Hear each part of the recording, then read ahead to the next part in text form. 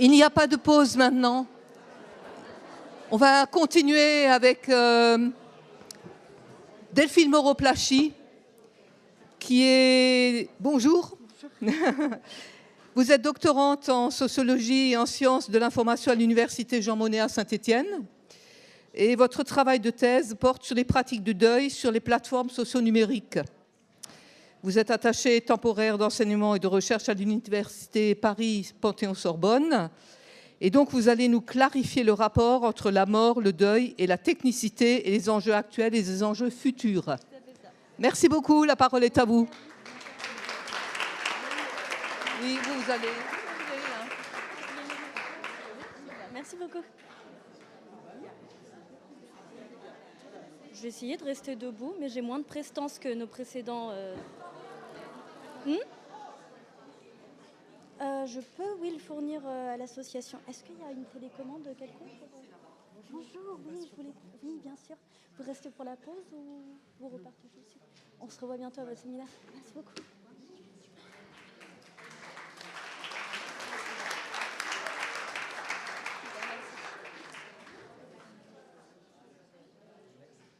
Alors bonjour à tous et surtout merci à l'association pour cette invitation, pour l'organisation de ce congrès. Et je suis ravie de pouvoir discuter avec vous. J'ai déjà discuté avec certaines personnes d'entre vous pendant le dîner, enfin le déjeuner. Et donc je reviens aussi sur mon statut. Donc je suis doctorante en sociologie et en sciences de l'infocom. C'est-à-dire que j'ai aucune prétention à connaître tout ce qui va toucher les rapports au processus de deuil, à la psychologie qui vont entourer le sujet et non plus à l'anthropologie. Parce qu'il faudra bien faire la différence entre sociologie qui concerne le fait social, donc comment on va traiter nos morts, comment la technicité qu'on va utiliser dit quelque chose de nos sociétés contemporaines, et le rapport à la mort qui est hautement, comme l'a dit Marie-Frédérique Baquet, hautement anthropologique, qui va résonner en nous en tant qu'humains. Donc ça, je ne m'en occupe pas, mais par contre, ça pourrait être l'objet de notre discussion collective, puisque vous en savez tout autant que moi. Alors... J'ai fait des petites animations. Donc le deuil et la technicité. Donc comme vous l'avez vu, on va traiter de la technicité, notamment le numérique et le virtuel, avec la mort. Mais moi, ce que j'ai envie de vous poser comme question aujourd'hui, c'est est-ce que la technicité et le deuil, c'est fondamentalement inédit ? En fait, non, pas tout à fait, parce que quand on va regarder au niveau de l'histoire, et comme le dit Robert Hertz, la mort est toujours médiée par des dispositifs sociaux, matériels et techniques qui varient selon les sociétés et les époques. Donc là, par exemple, les pratiques d'embaumement pendant l'Égypte antique, donc assez facile, mais la thanaxopraxie a toujours existé dans les sociétés humaines. La photographie post-mortem, donc avec l'arrivée de l'appareil photo, la mise en scène des morts en tant que vivants était aussi un dispositif pour maintenir le mort vivant. Donc il faut savoir, et je suppose que vous le savez déjà, mais la photographie était très chère à l'époque.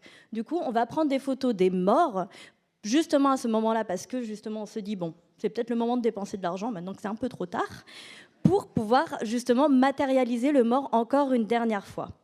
On a aussi, dans ce qui concerne le spirituel et les études en activité paranormale, tous ces dispositifs qui vont aider justement à rentrer en contact avec les morts ou avec les fantômes. Donc c'est le cas par exemple des petites box pour des word box, donc des boîtes qui vont générer des mots et on va interpréter ça comme le signe de certains fantômes, ou alors les petites antennes qui vont essayer de détecter justement des mouvements que nous ne pouvons pas capter en fait à l'échelle corporelle. Je vous ai mis aussi l'image ici d'un petit téléphone qui a été mis en place au Japon, donc par un Japonais pour contacter les défunts. Et donc justement, c'est un petit téléphone qui est posé là, qui est accessible à tout le monde. Et donc du coup, la légende, plus ou moins, fait qu'on va prendre ce téléphone et discuter avec nos défunts. Et on va pouvoir aussi rapporter ce qui a été dit sur le petit carnet mis à disposition de tous. Donc là, comme vous voyez, avec le téléphone, avec les outils paranormaux, avec la thanaxopraxie, avec la photographie, mais aussi avec la radio et la télévision, on a toujours essayé de garder un petit peu la mémoire du mort. On a toujours essayé, vu que c'est un désir ontologique, de garder justement nos morts vivants, nos morts près de nous, et voire de substituer justement le mort avec la technicité. Mais du coup, sur le numérique et les espaces virtuels, qu'est-ce que ça donne ? Donc là, je vous ai mis une petite photo enfin un petit dessin un peu rigolo entre guillemets de cimetière numérique et qui est une référence directe à l'un des premiers cimetières en ligne qui était un cimetière pour les Tamagotchi. Donc voilà, donc je suppose que peut-être que c'est pas vous qui avez joué petit comme moi, mais je pense que vous avez dû en acheter à vos enfants ou vos petits-enfants. Et donc quand nos Tamagotchi mouraient, moi j'étais dévastée quand le mien est mort, et ben, en fait, j'ai appris en m'intéressant justement aux études sur la mort que l'un des premiers cimetières, c'était justement pour nos petits compagnons virtuels décédés. Et donc là, on voit justement des espaces en ligne qui sont là aussi pour remplacer les cimetières. Et surtout, avec ce qui est intéressant avec les Tamagotchi, c'est qu'ils n'ont pas de consistance réelle et que du coup, on passe d'une technicité vers un espace numérique. En fait, il y a des questions de matérialité là-dedans. C'est-à-dire que mon petit animal, mon petit Tamagotchi, il n'existe pas dans le réel. Une fois qu'il meurt, en fait, il n'y a pas de corps, il n'y a pas d'espace, il n'y a pas de matérialité. Et donc, du coup, si je le mets sur un cimetière numérique où je le retrouve, je le déplace, en fait, dans cette immatérialité sur un espace qui se trouve sur un espace complètement virtuel, complètement dématérialisé, numérique. Donc ça aussi, c'est intéressant, ce biais. Et donc, du coup, un espace aussi qui devient commun, parce que le cimetière, du coup, il va faire espace commun entre les utilisateurs de Tamagotchi et les Tamagotchi décédés. Et donc, au travers de cette communication, j'aimerais justement aborder plusieurs enjeux, notamment les identités numériques et les identités numériques post-mortem et les espaces de deuil numérique qui vont pouvoir faire mémoire. Donc, l'un des enjeux premiers, c'est l'identité numérique et notamment l'identité numérique post-mortem. C'est-à-dire que dans cette pièce, je suppose qu'on utilise tous les réseaux sociaux, on utilise tous Internet. Bon, beaucoup d'entre nous utilisent les réseaux sociaux, beaucoup d'entre nous utilisent Internet. Mais sachez que la définition de l'identité numérique, elle est plutôt large. C'est-à-dire que si vous achetez un truc sur Amazon ou que vous regardez un truc sur YouTube, Le Bon Coin, etc., en fait, vos traces numériques, elles existent, elles sont permanentes, elles vont participer à l'identité numérique. Et donc les GAFAM, Google, Amazon, etc., ils savent qui vous êtes. Si vous regardez Plus belle la vie en replay, c'est socialement situé. Si vous achetez tel médicament ou que vous regardez tel vêtement, c'est aussi socialement situé. Donc Internet et les grosses entreprises connaissent à peu près votre tranche d'âge, vos habitudes de vie, vos habitudes de consommation. Donc toute cette identité numérique-là, elle existe aussi. En outre, vos comptes Google, Gmail, vos comptes numériques aussi sur votre banque. Tout le monde a une banque, du coup, je suppose, à défaut d'Instagram. Et donc ça aussi, ça fait partie de vos identités numériques. Et donc justement, comment on va créer tout ça une fois qu'on décède? En fait, les identités numériques, à l'heure actuelle, ça devient aussi une partie de l'héritage. Donc on s'occupe de nos maisons, enfin moi j'ai pas de maison, mais on s'occupe de nos maisons, on s'occupe de nos biens meubles avec, en passant par le notaire, en essayant justement de préparer sa mort. Mais est-ce qu'on est assez conscient des enjeux de la préparation de sa mort numérique? Et ça, là, c'est un petit peu compliqué, parce que les questions qui se posent, je dévie un peu, mais je pense que c'est intéressant aussi, les questions qui se posent, c'est que déjà la CNIL n'a pas défini en fait à qui appartiennent les identités numériques post-mortem. Parce que fatalement, elles n'appartiennent plus forcément aux morts. Il n'y a pas d'héritage des données numériques, c'est-à-dire que vos enfants, vos petits-enfants, vos conjoints, conjointes ne sont pas propriétaires de vos données. Et en même temps, ce sera plutôt Facebook et Google les propriétaires.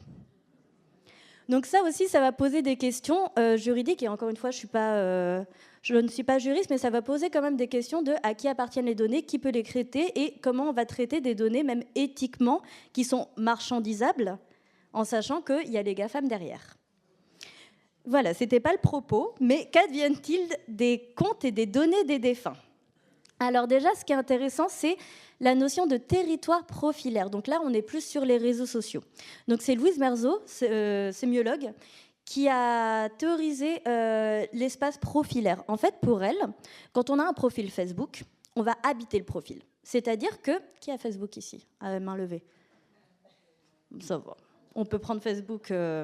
Donc sur Facebook, je suppose que vous publiez des choses, vous pouvez publier des photos de vous, des photos en vacances, etc. Et donc en fait, l'identité numérique, elle est reliée directement à votre identité réelle. Sauf si vous êtes un peu bizarre, si vous partez en vacances en Croatie, vous êtes vraiment parti en vacances en Croatie. Pour reprendre un exemple de quelqu'un avec qui j'ai déjeuné aujourd'hui, si vous aimez les vieilles voitures, et que vous postez des photos de vieilles voitures, on attend de vous, dans le réel, que vous aimez les vieilles voitures. Sinon, ça ne fait pas sens. Et donc, du coup, en fait, l'espace du profil numérique, il est habité dans le sens où vous allez publier des choses qui vous ressemblent. Vous allez aménager cet espace comme un territoire parce que, justement, vous voulez qu'il vous ressemble. Et donc, du coup, quand il y a un profil numérique de quelqu'un qui est décédé, ça devient un territoire qui devient tangible. C'est-à-dire que, imaginons, je perds ma meilleure copine, je regarde son profil Facebook, je vois ce qu'elle a posté, et c'est elle qui l'a fait. En fait, il reste une part de vivant, une part de mémoire, une part de traçabilité de ce qu'elle a fait sur son profil numérique. Et c'est aussi pour ça qu'on remarque qu'au décès d'une personne, il y a beaucoup de visites sur son profil numérique. Peut-être que ça vous est déjà arrivé. En fait, on va regarder en mémoire justement de ce défunt, lorsqu'il était vivant, le territoire profilaire, comment il habitait, les photos qu'il a postées, les messages qu'il a mis. Parce que justement, ça vient de lui, c'est une trace encore de son vivant, qui est sur des terrains accessibles. L'autre point, c'est les données numériques, les stockages et les usages. En fait, bientôt, Facebook deviendra le plus grand cimetière de l'humanité. Il y aura plus de morts sur Facebook que de vivants, oui. Et donc, mais qu'est-ce qu'on va faire de tout ça ? Parce que, comme vous le savez, les données numériques, en fait, elles sont stockées sur des énormes ordinateurs qui consomment beaucoup d'eau pour les refroidir. Et donc, déjà, écologiquement, c'est pas foufou. Et donc, du coup, le truc, c'est que, pour revenir au territoire profilaire, c'est, OK, on pourrait peut-être effacer toutes les données, tous les profils des morts, etc. C'est le vœu de certains et c'est le vœu de certains proches. Mais pour d'autres, c'est aussi supprimer une partie d'un territoire où il a vécu. Donc, c'est vrai que ça peut faire mal au cœur. Surtout chez les jeunes, justement, qui utilisent les réseaux sociaux. On regarde, justement, je vois sur mes terrains, lorsque un jeune décède, les amis proches, la petite amie, l'épouse veulent garder le territoire numérique, tandis que les parents veulent le supprimer. Mais c'est vrai que les parents, ils sont quand même moins présents sur les réseaux sociaux que les petits jeunes de 25 ans comme moi, pour qui, justement, ça fait sens, en fait, de regarder le profil numérique de notre ami défunt. Et en même temps, ce stockage, en fait, il ne sera pas permanent. Donc, qu'est-ce qu'on va faire en sachant qu'on manque de ressources et que écologiquement, ça ne va pas très bien aussi ? Est-ce que, justement, ça vaut le coup de garder et de stocker toutes ces données et de les garder en ligne pour, justement, des personnes qui sont décédées et qui ont eu un compte profilaire ? Et donc, du coup, aussi, quels sont les effets sur le deuil de garder un tel compte ? Comme vous le savez, Facebook, ça va notifier les anniversaires. Du coup, si on n'a pas signalé à Facebook que la personne elle est décédée, eh ben vous allez avoir oh coucou, c'est l'anniversaire de Jean Gérard, sauf que Jean Gérard on l'a enterré justement l'année dernière.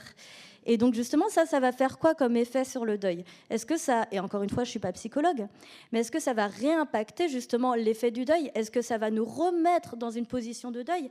Est-ce que justement ça va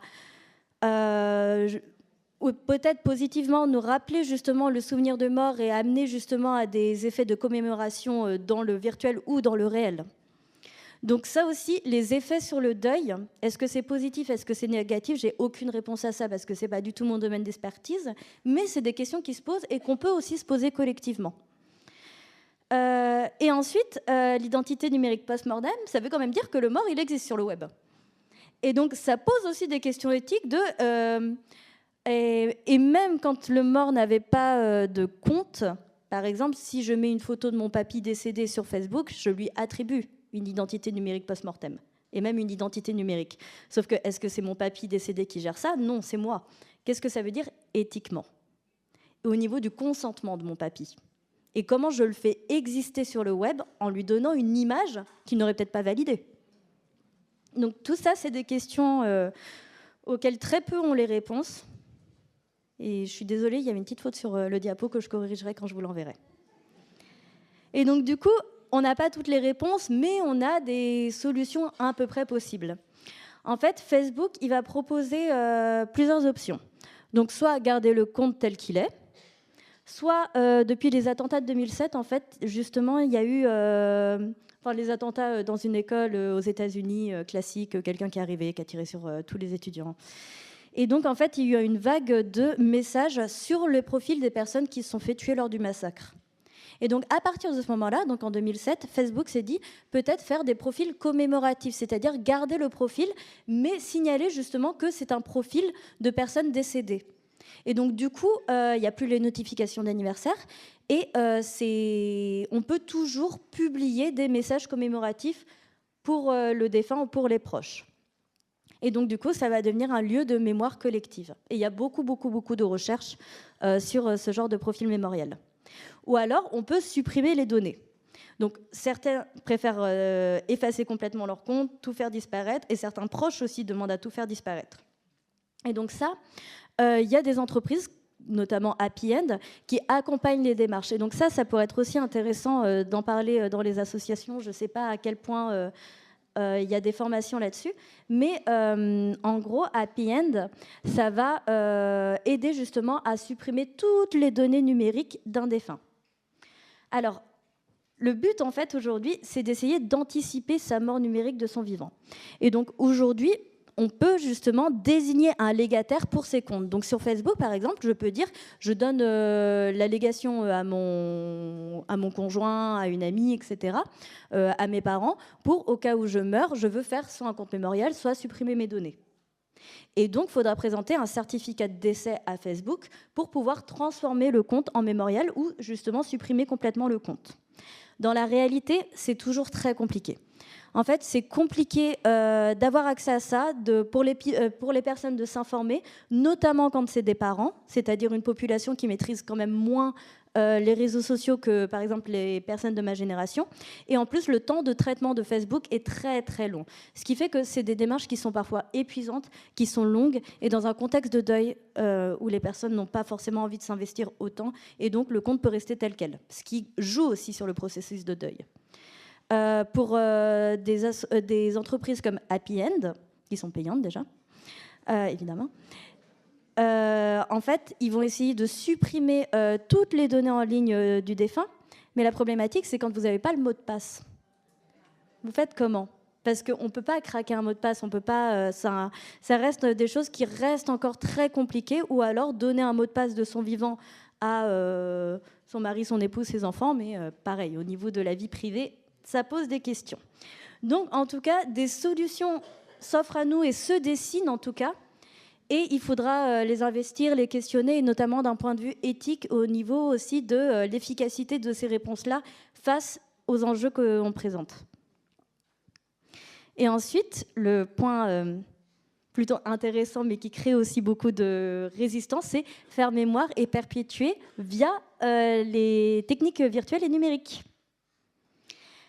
Alors, j'ai commencé par le soft, parce que je sais que tout ce qui est deadbot et imitation du mort, etc., ça va être un point de discussion, mais j'ai très, très hâte d'en discuter avec vous.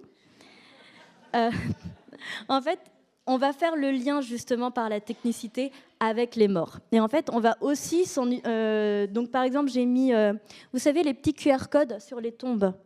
Je ne sais pas si vous avez déjà vu ça. En gros, il y a plusieurs personnes, dont Delphine Le Thor, qui est justement française et auto-entrepreneuse sur Mémoire de vie, il me semble. En gros, on présente des petits QR codes sur les cimetières, et donc on peut faire un petit message pour présenter qui était le défunt. Et quand je l'ai entretenu, du coup, on avait discuté ensemble, elle m'a dit que quand elle se baladait dans les cimetières, elle voyait plein de tombes, et en fait, elle ne connaissait pas l'histoire de ces défunts. Et qu'elle avait peut-être envie de connaître justement qui est sous cette pierre tombale. Et donc, elle s'est dit, pourquoi pas faire un petit QR code, donc qui peut être fait soit par le défunt de son vivant pour qu'il puisse se présenter une fois décédé, soit par les proches du défunt pour qu'ils puissent aussi présenter leurs proches. Et donc, quand on scanne ce petit QR code, on a une petite vidéo ou des photos, etc., qui présentent justement le panégyrique du défunt, histoire de voir à peu près sa vie. Et ensuite, on a les outils numériques comme outils de mémoire et même de perpétuation du mort. Je ne sais pas si vous avez vu Fast and Furious 7. Non, moi je ne l'ai pas vu non plus, mais évidemment, on en a entendu parler. En fait, j'ai pas les noms, je suis désolée des acteurs, mais il y a un des acteurs qui est mort. Du coup, compliqué pour tourner la scène. Le deuxième héros, je crois, le sidekick du héros. Je sais plus, je suis pas très film de voiture, du coup, je sais plus. Mais ce qui s'est passé, c'est qu'ils voulaient le refaire jouer à la fin. Et compliqué, surtout qu'il a plein de fans, donc on va pas prendre de doublure, etc. Et du coup, ils ont recréé son visage par CGI, c'est-à-dire qu'ils ont utilisé la technologie pour faire un faux visage de lui, qui est, franchement, ça marche. Franchement, on se laisse leurrer. Et donc, du coup, ils ont refait virtuellement le défunt, l'acteur, pour jouer la scène. Ce qui là va poser quand même des gros problèmes éthiques parce que déjà, à qui appartient le mort? Est-ce que le mort appartient à la Warner Bros, la société de production, ou à ses proches? Ils n'ont peut-être pas envie de faire ça, etc. Donc ça pose des vraies questions éthiques. Sur le cast des acteurs, en fait, si on peut reproduire Marilyn Monroe à l'infini, est-ce qu'on va prendre des nouvelles actrices? Et donc du coup, ça c'est quand même, à mon sens, et c'est l'une des grosses paniques morales que j'ai, c'est si on arrive à reproduire les acteurs à qui appartient leur identité numérique. En fait, il y a des sociétés qui ont racheté par exemple les droits de Madonna, et donc vous pouvez danser avec un hologramme de Madonna sur certains concerts. Et donc ça, en fait, donc Madonna, qui est toujours de ce monde, a cédé son image pour justement pouvoir faire ses copies d'elle en hologramme. Et là, elle le fait de son vivant, à la rigueur, c'est consenti, ça pose quand même des problèmes d'autonomie, mais à la rigueur, ok. Mais le jour où on va prendre... Prenons Édith Piaf. Si on reprend Édith Piaf, qui est déjà décédée, etc., si on la rejoue, en fait, à qui appartient Édith Piaf? Est-ce qu'il y a un respect, un consentement pour le mort? Est-ce que ça appartient à sa famille, en sachant que je crois qu'elle n'avait pas d'enfant, il me semble? Et du coup, ça veut dire qu'on peut rejouer encore Édith Piaf et faire des films avec Édith Piaf et faire des chansons avec Édith Piaf. Et c'est déjà possible, avec l'IA, de faire des voix, des chansons comme si c'était Édith Piaf. Donc ça pose quand même quelques questions. Moi, la question que je me pose aussi, et notamment qui touche les jeunes actrices, c'est que les actrices vieillissantes, si on peut les reproduire à l'infini, pourquoi on ne les garde pas jeunes? Est-ce qu'on va recaster l'actrice vieillissante alors qu'on peut avoir son image pour toujours d'elle jeune et la faire jouer dans des films? Donc voilà, ça pose des questions. Je pense qu'il ne faut pas accéder à la panique morale. Ça va être régulé à un moment, il y aura des questions de droit, etc. J'ose espérer. Mais en tout cas, oui, ça va poser des questions. Après, il y a d'autres utilisations de techniques, refaire vivre le vivant, qui sont plutôt, entre guillemets, sympas. Là, je vous ai mis l'image de Nota Bene. Je ne sais pas si vous connaissez Nota Bene. Oui, il est trop bien. Donc, c'est un YouTuber, donc un vulgarisateur d'histoire qui est sur YouTube, qui fait plein de vidéos, qui est très, très, très connu. Et je vous invite à regarder parce que franchement, c'est génial. Et donc, lui, il a interviewé Louis XIV sur une tablette. Donc là, c'est un processus assez sympa et il y a aussi moins d'affect parce que Louis XIV, ayant vécu, il n'a plus beaucoup de personnes. En tout cas, il y a moins d'affect pour ce mort-là en particulier. Il s'agit d'un roi, on est sur une figure publique. Et en plus, il y a un rapport de transmission à l'histoire qui est plutôt ludique, qui est plutôt sympa. Donc en fait, le but de cette tablette-là, qui incarne Louis XIV, c'est que les chercheurs se sont dit, tiens, à quoi pouvait ressembler la voix de Louis XIV?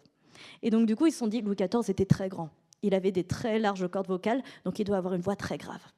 Donc, selon les écrits, selon la constitution en fait, corporelle de Louis XIV, ils ont essayé de reproduire le plus fidèlement possible, en tout cas sa voix.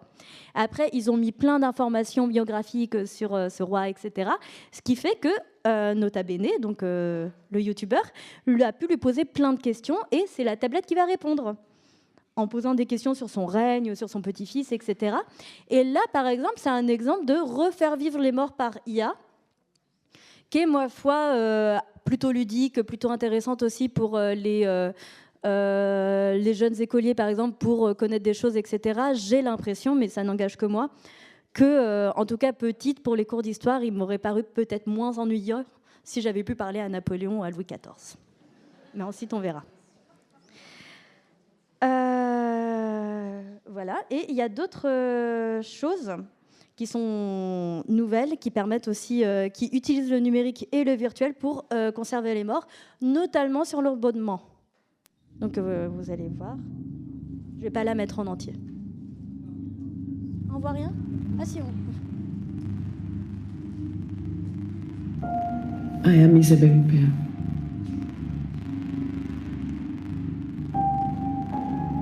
I want something very secret, like a very intimate scene and situation, something that you can't really understand. There is privacy, a kind of warmth, together with a decorum, together with a certain idea of beauty.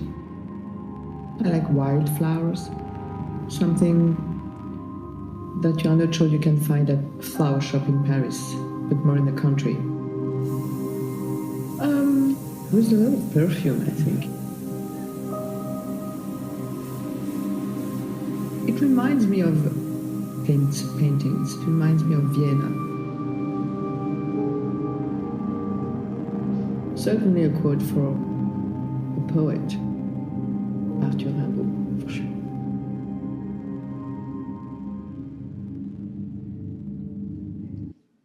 Voilà, on ne va pas regarder les autres, mais donc ça c'est assez difficile à voir, enfin à comprendre. Moi j'ai mis un peu de temps et pourtant c'est un peu mon métier, les technologies numériques.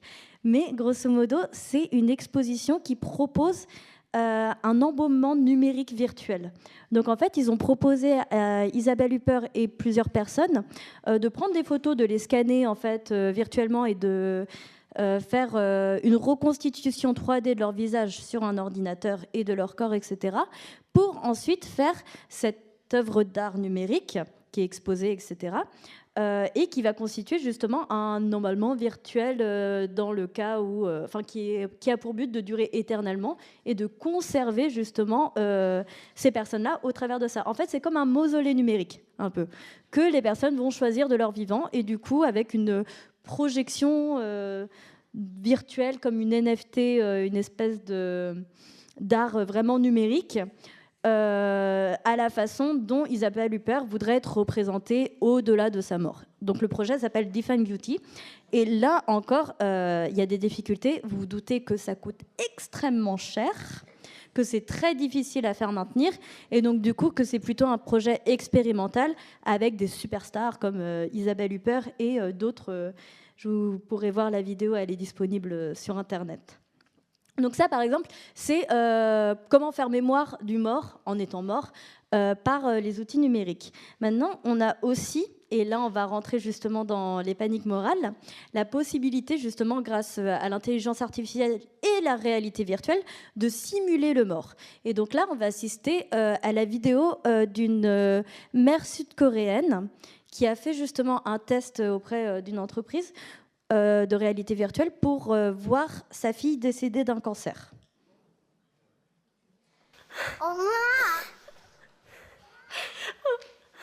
엄마 어디 있었어? 엄마 내 생각했어?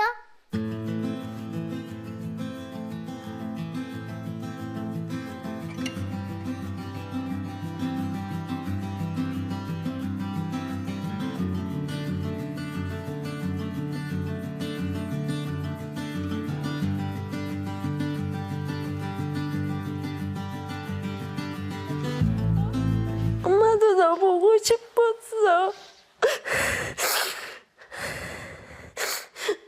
나연이 잘 있었어? 엄마 나연이 보고 싶었어.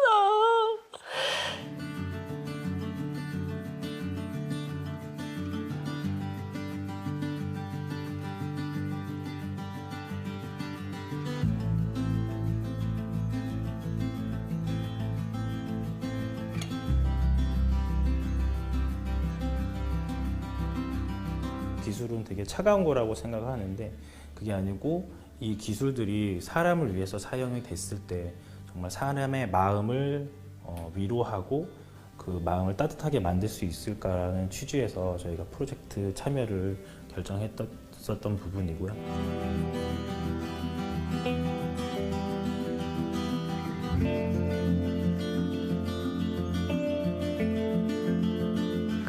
아까 그렇게 해서 탁 나오니까 되게 좋더라고요. 생일이 7살이라서 좀 가슴이 아프네. 지금 10살 이제 11살 됐거든요. 시간이 계속 멈춰 있으니까.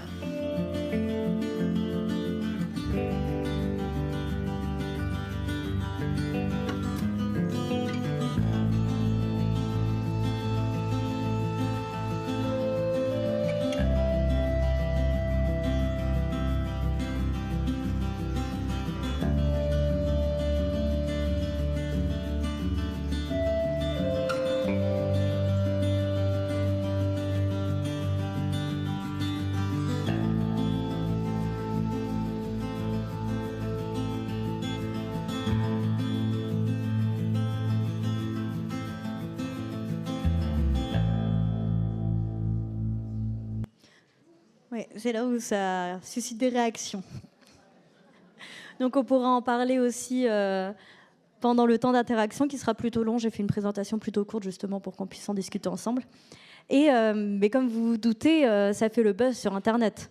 Et ça pose aussi des vraies questions de est-ce que avoir justement ce rapport-là dans le monde virtuel avec un défunt, en sachant que notre cerveau ne fait pas la différence entre ce qui se passe dans le virtuel et ce qui se passe en vrai, même si la virtuelle est mal faite. Du coup, est-ce que ça aide, et encore une fois, je ne suis pas psychologue, donc je n'ai pas les réponses, et c'est tout nouveau, donc il y a quand même très très peu de personnes qui s'intéressent à ces sujets. Est-ce que justement ça aide de pouvoir dire au revoir une dernière fois, de pouvoir dire les dernières choses à dire, ou justement est-ce que ça vient casser le processus de deuil? Et encore une fois, je n'ai pas les réponses. Et du coup, là, je vous ai mis la société Her. Donc c'est une société française, et donc eux, ils vous proposent justement de, soit de votre vivant, enregistrer votre voix, votre faciès, etc., pour pouvoir reproduire le mort à la façon d'un deadbot. Donc un deadbot, c'est comme ChatGPT, sauf que ça prétend être votre papy. Et donc du coup, vous pouvez parler avec lui, il y a le visage, etc. Et donc Her, donc c'est une société française qui propose justement pour un prix assez important, de numériser justement votre voix, votre physique, etc., pour laisser une mémoire vivante, entre guillemets, à vos enfants, petits-enfants. C'est possible aussi de le faire à partir des données d'un défunt. C'est-à-dire que, imaginons mon papy, il m'envoie plein de messages sur Facebook, WhatsApp, etc. Moi, je peux tout donner à ce genre d'entreprise, et du coup, ils vont falsifier, recréer justement sa façon de parler, sa voix, son image.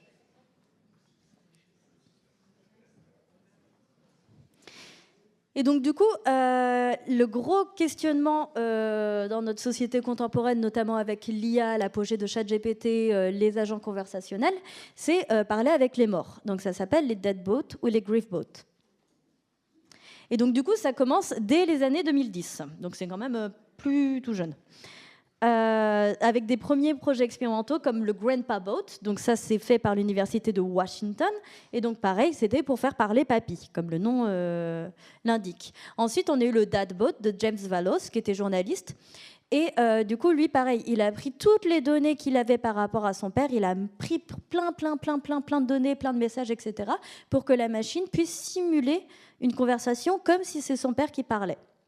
Et ensuite, en 2015, Eugenia Kyoda, elle a créé un chatbot, donc un agent conversationnel, exactement comme ChatGPT, à partir des messages de son ami décédé. Donc pareil, elle envoyait tous les messages, et donc la machine pouvait simuler les expressions de ce défunt. Et donc en 2021, donc plutôt récemment, le brevet il a été racheté par Microsoft, mais il a été abandonné parce que justement, c'était trop perturbant, trop dérangeant. Donc là aussi, il faut se poser les bonnes questions, c'est-à-dire qu'on en parle énormément parce qu'il y a beaucoup, par exemple, de journalistes qui m'appellent pour avoir des questions sur « Waouh, mais est-ce qu'on va vivre avec nos morts dans le virtuel, etc. Est-ce qu'ils vont jamais mourir ?»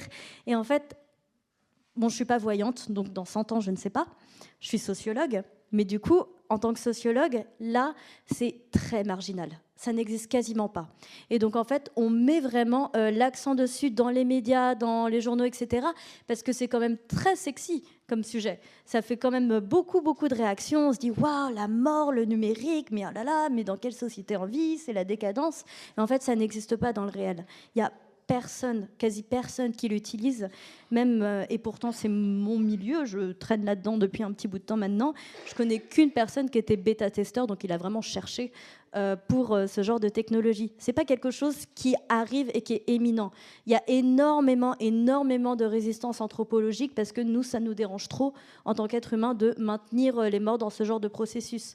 Et ça a toujours été le cas, comme la voix des défunts à la radio, etc. Enfin, tout ce qui est perpétuation des morts et empêcher la frontière mort-vivant, c'est quelque chose qui profondément nous dérange. Donc, des cas comme ça, c'est juste une enluminure et c'est hyper médiatisé parce que justement, ça fait vendre, ça appelle aux affects, etc.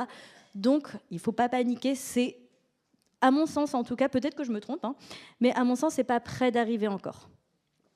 Peut-être que je me trompe. Et donc, je vous montre justement... C'est une voix robotique. Comment ça marche ? Qui pourtant leur est familière.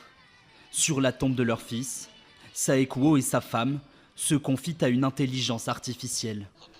Papa a travaillé dur pour te ramener à la vie. Elle imite la voix de leur unique enfant, décédé à 22 ans d'un AVC. Et ils échangent avec elle. Un jour, nous deviendrons nous aussi des êtres numériques et nous nous rejoindrons.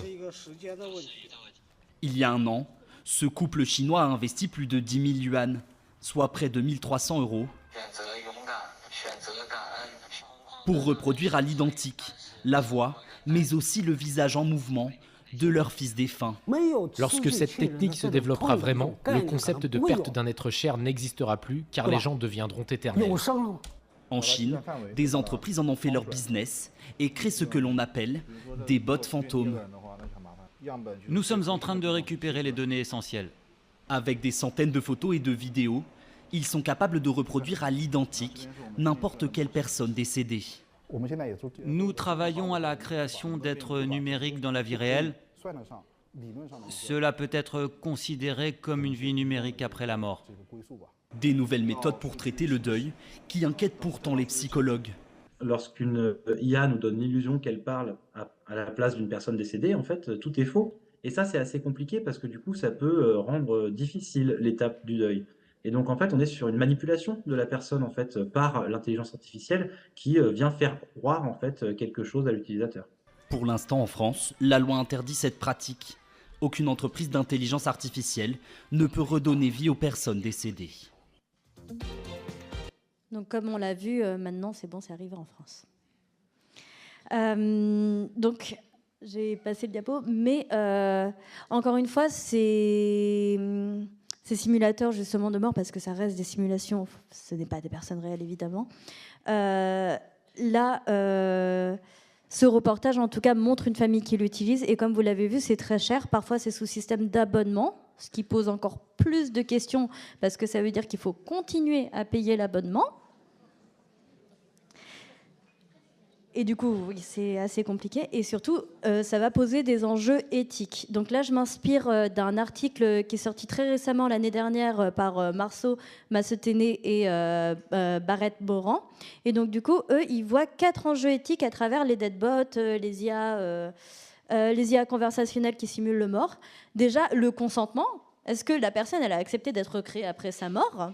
Donc souvent, on pose pas la question. Et sur un point de vue philosophique, justement, qu'est-ce que vaut le consentement de quelqu'un de défunt ? Est-ce que justement le consentement de quelqu'un défunt est outrepassé par le besoin du survivant de lui parler ? Donc encore une fois, je n'ai pas les réponses, mais c'est des questions à se poser. Et du coup, dans tous les cas, le mort ne peut consentir. Et comme on disait tout à l'heure, même de son vivant, est-ce que si là... En tant que jeune fille, je me dis, bon, oui, quand je serai morte, mes enfants pourront parler avec moi à travers une deadbot, etc. Mais quid du moment où je vais vraiment mourir ? Est-ce que je ne veux pas accepter la finitude ? En fait, on n'a aucune réelle réponse au travers cela. La dignité aussi, et là on en revient au film dont on parlait tout à l'heure. En fait, si on recrée l'image du défunt, on peut aussi la déformer, on peut aussi transformer sa personnalité, lui faire dire des choses qu'elle n'aurait pas envie de dire. Et donc du coup, en fait, cette manipulation, elle revient aussi notamment à des questions de consentement, mais aussi à s'approprier un mort. Et est-ce que justement, il y a des formes de... Enfin, quelle est la limite de la respectabilité de la personne qui a vécu ? lorsqu'on peut lui attribuer la personnalité qu'on veut. Surtout, par exemple, les acteurs, est-ce que ces lignes de dialogue, ils auraient voulu les faire? Est-ce que ces rôles, ils auraient voulu les faire? Et ça, même au-delà du numérique, enfin des mondes virtuels, on le voit déjà, ne serait-ce que pour la photo des enterrements. Donc là, c'est les terrains surtout de Martin Jules-Coste, qui travaille aussi sur le numérique et la mort des jeunes. On remarque qu'il y a souvent, en tout cas, des disputes, des tensions entre la famille d'un jeune défunt et les amis d'un jeune défunt sur la photo de la cérémonie funéraire. Mais évidemment, parce que imaginons, ma meilleure copine Camille, elle meurt demain. Moi, Camille, c'est une Camille festive, etc. Je lui tiens les cheveux quand elle vomit, on va souvent en boîte ensemble, on rentre un peu tard. Mais est-ce que sa maman, elle aimerait que je mette une photo de Camille toute décoiffée en train de faire la fête à son enterrement? Et pourtant, moi, c'est comme ça que je connais Camille. C'est une Camille super festive, qui fait la folle, etc. Pour la maman de Camille, Camille, c'est une étudiante en droit super sérieuse, qui réussit, etc. Et donc, du coup, à partir de là, et au-delà même du monde virtuel et du monde numérique, etc., il y a toujours, en fait, des tensions sur la représentation du mort. En fait, comment on va décrire le mort? Et donc là, il y a des tensions aussi sur les hiérarchies. Est-ce que Camille, c'est plus mon mort, ma défunte, ou la défunte justement de sa propre mère, ou alors la défunte du mari de Camille. En fait, qui a le droit de représentation sur le mort? Donc ça, c'est des questions qui existent déjà au-delà des mondes virtuels. Donc c'est important de se les poser aussi. Ensuite, ils ont un autre enjeu éthique qui soulève, c'est les illusions. En fait, c'est l'illusion de la présence. Et donc là, c'est plus aux psychologues, aux philosophes d'interroger ces questions. Mais en fait, parler justement, avoir mamie dans sa poche. Qu'est-ce que ça nous fait? Pouvoir parler à mamie justement H24 tout le temps. Et on voit déjà justement ce genre de technologie avec des amis virtuels, dont j'ai plus le nom en tête. Mais pareil, il y a cette application où on a un ami virtuel en ligne. Il y a beaucoup de personnes qui sortent et qui tombent amoureux de cet ami virtuel. Et en même temps, c'est facile. Quelqu'un qui ne nous contredit jamais... c'est quand même plus sympa. Mais donc, du coup, qui tombent amoureux de ces personnes-là en ligne, qui souhaitent les épouser, etc. Et pareil, en fait, c'est un abonnement.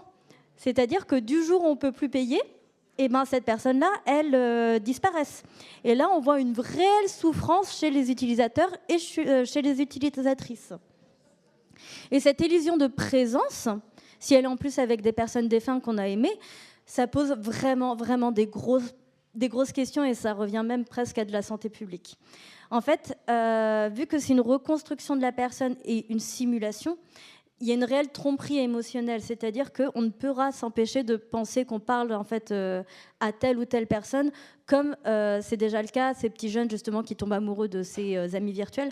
On ne peut s'empêcher en fait de ressentir quelque chose pour ces personnes tout en sachant très bien qu'elles n'existent pas.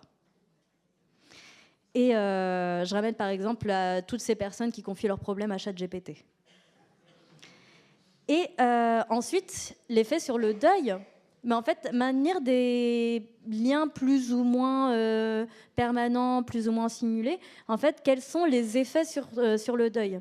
Et là, j'aimerais vraiment attirer votre attention sur est-ce qu'on peut trouver quand même du positif là-dedans? Est-ce qu'on peut trouver justement des derniers mots qu'on peut dire à la personne pour aider justement après à s'en passer et à avoir dit ces derniers mots et simuler justement une dernière conversation, ou justement est-ce qu'il n'y a que des points négatifs, la confusion entre mort et vivant, la difficulté à faire le deuil, la permanence justement du mort? C'est des questions qu'il faut se poser, et à mon sens il faut aussi dépasser tous ces points négatifs qui sont vraiment importants et qu'il ne faut pas omettre pour autant, mais regardez si est-ce qu'il n'y a pas aussi peut-être quelque chose de bien en creusant et en étant accompagné de psychologues vers justement un travail du deuil. Encore une fois, je n'ai pas la réponse, en pouvant par exemple adresser une dernière lettre à ces personnes-là ou pas. Je n'ai pas les réponses du tout. Encore une fois, il faut faire quand même très très attention parce que c'est extrêmement minoritaire. En fait, ça n'existe quasiment pas. Il y a beaucoup de résistance sociale. Déjà, on voit les réactions face aux vidéos dans cette salle. Et des résistances anthropologiques qui sont fortes. On ne veut pas, en fait, avoir mamie dans sa poche. Il y a très, très peu de personnes qui veulent avoir mamie dans sa poche. Même mamie vivante, je l'aime beaucoup, mais je ne l'avais pas dans ma poche non plus.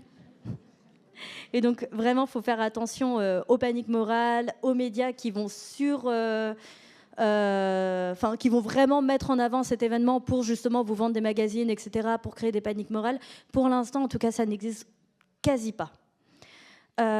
C'est très cher. C'est extrêmement cher, mais encore une fois, tout ce qui touche à la mort, tout ce qui touche au funéraire, c'est repris justement par le marché.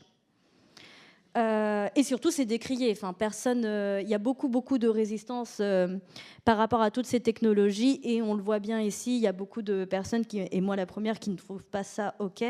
Et du coup, au point où Microsoft a abandonné le brevet, alors qu'ils auraient pu se faire de l'argent quand même. Et c'est leur but premier. Et donc, du coup, par rapport à tout ça, il y a des pratiques qui existent réellement et qui sont mon sujet de thèse. Et donc, je vous invite aussi, si vous voulez en parler, il reste combien de temps de présentation ? Un quart d'heure, bah, parfait. Je vous invite aussi à poser des questions dessus, parce que ça, c'est quelque chose de beaucoup plus réel. C'est une pratique minoritaire, mais au moins, on peut l'étudier. Donc, en tant que sociologue, moi, je l'investis. Mon sujet de thèse, c'est vraiment publier le deuil sur les réseaux sociaux, mais pas sur le compte des défunts, sur vos propres comptes. Et donc, du coup, qu'est-ce que ça va faire de vos identités numériques ? Du coup, vous allez travailler une identité numérique de deuilleur-deuilleuse. Et ça va créer plein de tensions.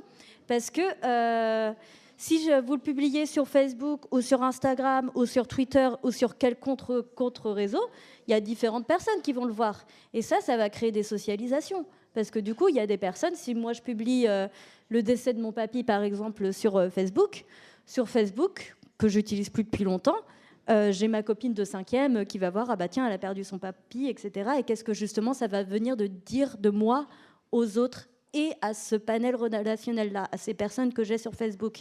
C'est différent si je le mets sur Instagram, que j'utilise beaucoup plus souvent et sur qui j'ai des copines beaucoup plus récentes. Est-ce que j'aurai plus de messages ? Qu'est-ce que ça veut dire de mon identité numérique ? Mais aussi, imaginons, je publie pour mon papy, mais ma cousine, elle veut absolument pas que je publie pour mon papy. Sauf qu'on est toutes les deux les petites filles. Du coup, on est toutes les deux légitimes à prendre ce mort pour soi, entre guillemets, à travailler la représentation de ce mort. Du coup, qui va avoir la priorité ? Et donc moi, ma thèse, c'est plutôt sur ça, donc pas sur le monde virtuel, etc. C'est vraiment sur comment on va publier le deuil sur les réseaux sociaux numériques. Qu'est-ce que ça veut dire du deuil contemporain aujourd'hui ? Parce que les plateformes numériques, on a l'impression que c'est public. Or, on a l'impression que le deuil, c'est intime ou privé. Et moi, justement, j'essaye de dépasser ça en montrant qu'il y a des socialisations du deuil. Il y a un nouveau rapport contemporain au deuil qui permet de publier sur les réseaux sociaux. Et du coup, comment tout ça démontre que on est passé sur un deuil qui n'est plus collectif, qui n'est pas individuel, mais qui est intersubjectif. Voilà. Et si vous avez des questions...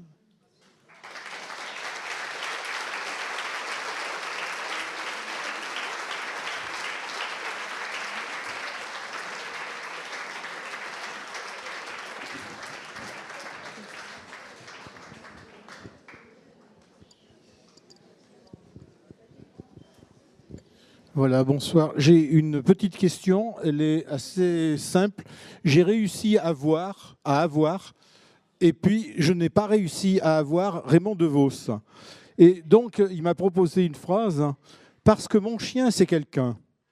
Je donne légation à mon chien pour clore mon compte. » Qu'en pensez-vous ?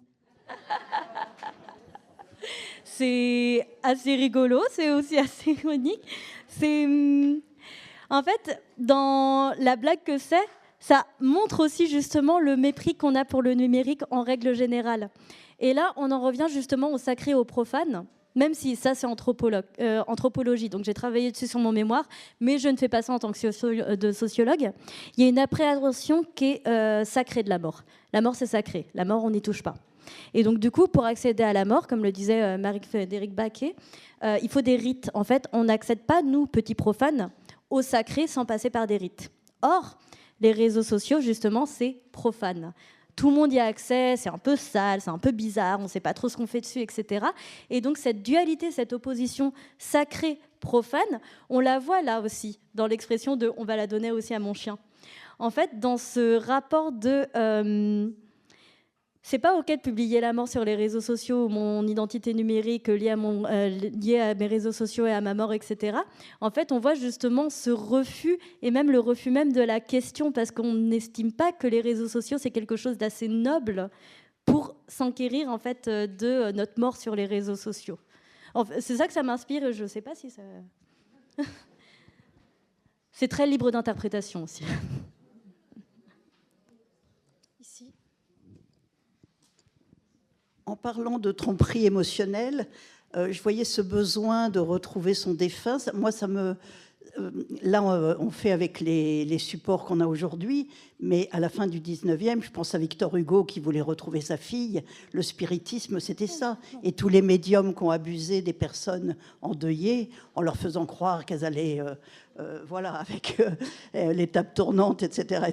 Ça me semble être du même ordre de la tromperie émotionnelle. Complètement, et on Alors, voit aussi encore des rapports mercantiles, des rapports de vente, etc. sur la détresse. Après, peut-être ne pas voir ça que sur un angle avec une mauvaise intention, même si dans les faits, ça aide pas. Mais que justement, le spiritisme, et le spiritisme en ligne existe aussi sur certains sites. Et en fait, le spiritisme a toujours existé, peu importe les époques, on a toujours essayé de regarder justement nos morts, etc., de le simuler. Et encore une fois, on utilise les moyens qu'on a aujourd'hui. Donc, si on enlève toute préoccupation morale, quoi de mieux pour imiter un mort que le monde virtuel où on peut justement recréer le mort. Comme le spiritisme, c'est très facile aussi de pouvoir faire croire qu'on communique avec un mort, etc.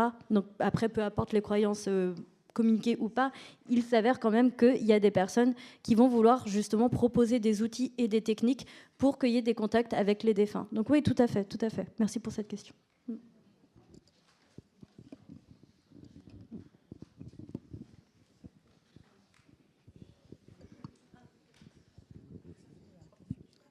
Étant donné que l'identité numérique est composée de tous nos passages sur Internet, est-ce que la mort numérique est vraiment possible? Ah bah c'est une très très bonne question, vraiment merci. J'aimerais bien avoir la réponse. À mon avis, non. En fait, il faudrait supprimer justement toutes les traces du serveur si on entend l'identité numérique au sens large, c'est-à-dire toutes les traces produites sur Internet. Donc si vous achetez une ampoule sur Amazon, par exemple, c'est constitutif de l'identité numérique. En vrai, Amazon va regarder des traces. Donc le supprimer entièrement de toutes les données que vous avez, toutes les données de navigation que vous avez eues, toutes les données de compte, etc., à l'heure actuelle, ça me paraît très compliqué, notamment parce qu'il faut passer par des serveurs privés. En fait, Amazon, c'est privé, Google, c'est privé, Facebook, c'est privé. Donc, c'est quand même très, très, très compliqué d'effacer tout ça. Après, on tend quand même à des enjeux numériques où on a une capacité de stockage limitée. Et donc, forcément, il va falloir trouver aussi des solutions pour supprimer justement des données numériques. Et ça risque aussi de passer par les données numériques des défuntes. Donc, sûrement plus tard. Mais pour l'instant, non. Il y aura toujours des traces de navigation. Après, c'est possible, oui, de supprimer tous les comptes Internet.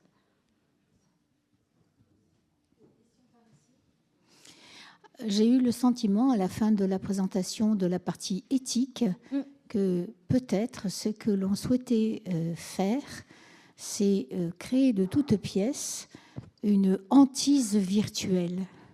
Est-ce que vous en pensez? Dans le vrai sens du terme hantise. Oui, dans le sens déridien. En fait, il y a une présence spectrale par rapport à l'outil numérique, mais il y a une présence spectrale presque, je me mouille un peu, mais qui est au-delà du numérique aussi. C'est-à-dire qu'il y a des objets qui vont rester, il y a des signes qu'on va voir. Là, par exemple, on va écouter une conférence sur le contact défunt. Il s'agit de signes aussi. Et en fait, cette forme de hantise, on peut l'appeler comme ça, oui, avec les agents conversationnels, les deadbots.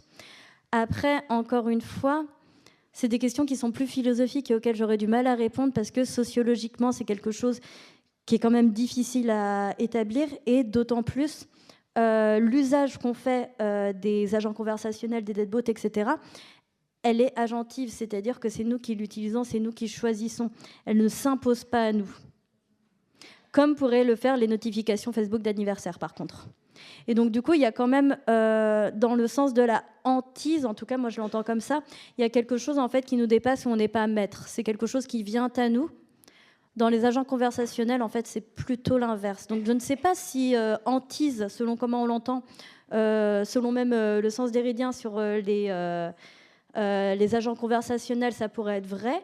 Après, la présence numérique du mort, on peut l'entendre quand même comme une hantise, parce que du coup, il y a des notifications qui arrivent, parfois il y a des identifications de photos, etc.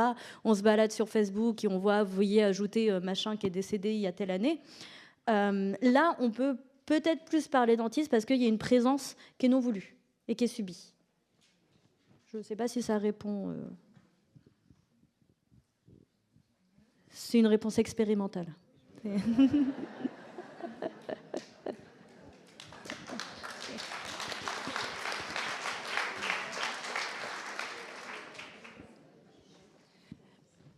Merci pour cet exposé qui, je découvre tout ça, que je veux bien mettre en parallèle avec hier soir. Je ne sais pas si vous êtes... Voilà, le travail de profondeur que nous a apporté Reza sur la présence.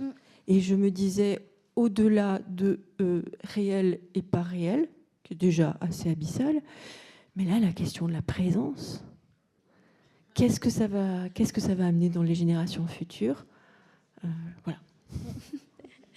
Merci pour cette question auquel je n'ai pas la réponse. Évidemment, après, j'ai quand même hâte de... Enfin, si je pouvais être éternelle, j'aimerais quand même voir comment on traite justement ce rapport à nos morts avec ce genre de technologie. Et j'ai quand même cette intuition de... Il y a eu des paniques morales pour toutes les technologies, bien au-delà des morts, etc. Que ce soit Internet, que ce soit la photographie, que ce soit le cinéma, etc. En fait, ça a toujours été vraiment des grosses tensions anthropologiques. Et j'ai l'impression qu'avec l'intelligence artificielle, on est dans ces mêmes mouvements. Et au final, ça a toujours été, enfin, jusqu'à preuve du contraire, ça a toujours été, on a toujours réussi à moduler. Du coup, j'ai l'impression, je suis plutôt confiante, moi, perso. Enfin, j'ai pas trop peur. Mais je comprends que ce soit effrayant, mais j'ai quand même l'impression que ça va aller. Et au niveau de la présence, oui, par contre, ça interroge, mais même au-delà des morts. Je sais... Bon, moi, je prends souvent le métro à Paris, et il y a cette pub avec le collier qui s'appelle Friends. Et en gros, c'est... une petite IA qu'on a au cou et en gros quand on lui parle ça nous répond, ça voit entre guillemets les mêmes choses que nous et donc la pub c'est vous regarderez plus vos séries seules par exemple et donc on peut regarder je sais pas Stranger Things ou American Beauty avec ce petit collier et dire oh waouh ça se fait trop pas ce qu'elle a fait dans le film etc et il va répondre ouais ça se fait trop pas et et ça déjà cette coprésence par le numérique et par quelque chose qui n'existe pas, ça interroge quand même fort. Ça pose quand même des questions. Donc oui, là, je ne suis pas assistée malheureusement à l'intervention d'hier, mais je pense que là, ça fait vraiment sens sur... elle avait l'air incroyable, c'est ce que j'ai entendu dire. Mais ça pose quand même des questions très très fortes sur... et aussi le sentiment de solitude qui va avec. Et le sentiment justement de coprésence qui est fait par les IA et qui vont jamais aller contre nous aussi. Ah ouais. Alors c'est une remarque et une question qui va un peu dans le sens de la présence.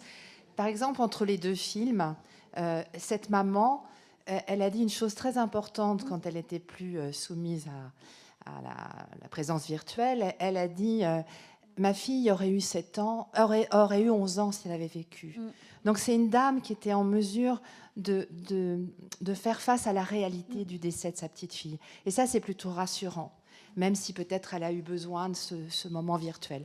Par contre, l'autre famille était dans le... Enfin, il n'y avait plus ni mort ni vie, puisqu'ils imaginaient même continuer à vivre à travers le virtuel. Et donc, je crois que les deux vacillent entre les... Enfin, on vacille entre les deux, entre se disant que peut-être, il y a peut-être la plupart des gens... D'ailleurs, je pense que ce n'est pas n'importe quel jeune qui se laisse entraîner à avoir des amis virtuels, même si on peut se poser la question de la société d'aujourd'hui. Voilà. Et puis, d'autre part, je voulais dire quelque chose. Ça m'échappe. Je vais... Ouais, c'est là. Qu'est-ce que je voulais dire qui m'avait... Eh bien, je ne sais plus là. Oui, c'est-à-dire que je me disais, en fait, la question de cette histoire du virtuel, c'est que ça pose la question de l'atemporalité. Et les gens qui croient à l'immortalité, c'est des gens qui ne croient pas qu'il y ait de temps. Et or, la vie, c'est prendre conscience du temps. et de la réalité. Et l'autre chose qui m'a échappé, elle ne me revient pas, donc je ne vous la dirai pas. Voilà, c'est pas grave. Voilà. Je vais déjà réagir à ça et peut-être que vous la retrouverez entre-temps. Oui. Mais oui, c'est vrai que c'est une fine analyse de elle aurait eu 11 ans. Après, ce qui revient aussi aux questions de présence, c'est que là, c'était la première expérience où elle voyait sa fille en virtuel. Il y a eu, ça a été réitéré 5 fois, je crois. Et tandis que les parents en Chine lui parlaient tous les jours. Donc, est-ce que aussi cette coprésence permanente n'influence pas justement ce mode de discours où il parle de lui au présent. Ensuite, il y a aussi les différences culturelles. On ne traite pas le deuil, la mort de la même manière en Corée du Sud, en France, en Chine. Mais ça, je ne m'y connais pas du tout, du coup, je ne m'avancerai pas, mais je suppose quand même qu'il y a des choses. Et le fait que justement, encore une fois, la VR, c'est très cher, c'est pas très accessible. Le téléphone, c'est quand même très accessible. Donc, ce sentiment de coprésence qui est amplifié. Et après, encore une fois, j'ai pas tous les détails. Là, on a regardé des documentaires, enfin, des extraits de documentaires qui durent 30 secondes. Du coup, je pourrais pas donner d'avis parce que j'aurais besoin de plus, c'est mon côté sociologue, mais j'aurais besoin de plus de temps, d'un travail d'analyse de terrain, etc., pour voir et pas que d'eux. Mais c'est vrai que oui, ça pose quand même des questions. Comment ces personnes endeuillées parlent de ça? Et la deuxième question? Oui.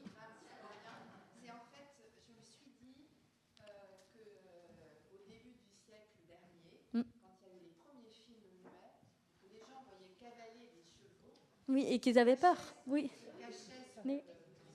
Oui, sur le train. Ouais. Oui.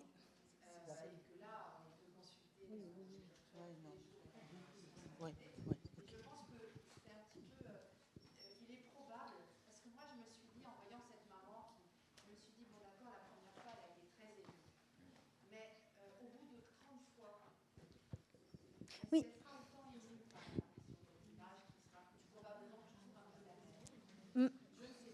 Mais en fait, c'est tout à fait ça. Je suis très d'accord avec vous parce que même sur les agents conversationnels, mais encore une fois, c'est que ma petite idée et techniquement, je ne suis personne. J'ai pas d'études, c'est juste mon petit point de vue personnel. Mais à force de parler avec Papy sur Papy ChatGPT, est-ce que je vais pas me lasser? Parce qu'en fait, il ne crée pas de conversation. Il répond, il interagit avec moi, mais il ne va pas dire oh tiens, il y a un super resto ou oh j'ai une idée. En fait, l'intelligence artificielle, vu que les discours ils sont génératifs et c'est un mode d'apprentissage, il ne fait qu'apprendre, il ne fait pas créer. On est très très loin, mais à des années-lumière d'une technologie qui crée. Donc en fait, c'est que du machine learning, c'est-à-dire il apprend, il se nourrit des données du web, etc., pour produire un discours. Donc là, il se nourrit des données de Papy, et oui, il va enjoliver, écrire des conversations à peu près différentes sur le ton de Papy, mais il ne va pas avoir d'idée. Et donc moi, je me demande à quel point, au bout d'un moment, on ne va pas se dire mais en fait, dans le fond, je sais que ce n'est pas Papy. Et je ne l'associe plus à Papy, et je l'associe plus comme à ChatGPT, ou justement une entité virtuelle qui aide, à qui je parle, etc. Et je me demande justement si, à force, en fait, ça ne va pas devenir presque une lassitude où on sait en fait que ce n'est pas Papy, même si ça peut remplacer émotionnellement, je ne sais pas trop parce que je suis ni voyante ni psychologue. Mais oui, je me demande si c'est pas le cas. Et pareil avec les films. Là, la réalité virtuelle, ça nous paraît waouh, incroyable. Mais même maintenant, quand je regarde, et c'est arrivé très vite parce qu'il y a 2 ans, je regardais comme tous les jeunes mes réseaux sociaux. Et parfois, je voyais des vidéos et j'étais en mode waouh, mais c'est un truc de fou, mais comment c'est possible? Et en fait, c'était une vidéo générée par l'IA. Et maintenant, je regarde les vidéos et je me dis, mais ça se voit que c'est de l'IA. Oui. Et du coup, je me demande à quel point, justement, on va s'habituer, même sur les éléments de virtuel, parce que oui, comme les films, on courait parce qu'on voyait un train, c'était la première fois. Est-ce qu'on ne va pas s'habituer aussi à nos mondes numériques? C'est des questions que je pose et encore une fois, je n'ai pas la réponse, ce n'est pas du tout mon sujet. Mais... Merci. Merci pour toutes ces...